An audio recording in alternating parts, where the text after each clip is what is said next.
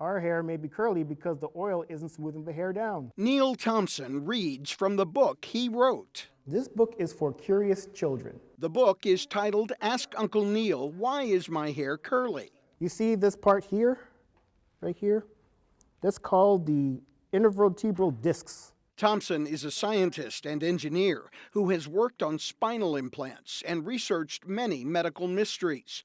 So when his curly-haired 9-year-old nephew pointed to his scalp and asked why, Uncle Neil used science to figure it out and then wrote a book about it. Because black people are descendants of Africa and that's close to the equator, curly hair was an adaptation to protect our scalps from the sun's rays. That was one theory, followed by another.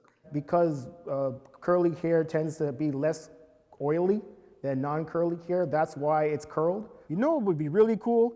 If you finished brushing your oily hair.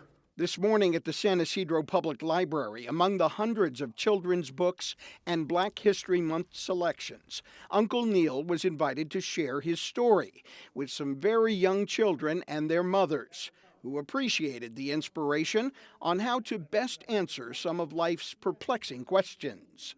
So it's a good book of exploring maybe why we look different or what is science? It's a good beginning question. It's important to know that we're all different and our differences are based on something maybe even scientific. Thompson's book provided an opportunity to help his curly-haired young nephew and ultimately other children who looked like him.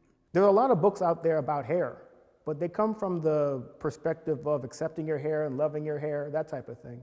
But asking why the hair is the way it is, I thought that was rather novel.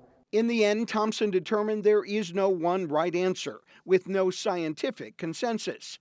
He will keep writing with science in mind as he answers his nephew's next question: why do people have different skin colors?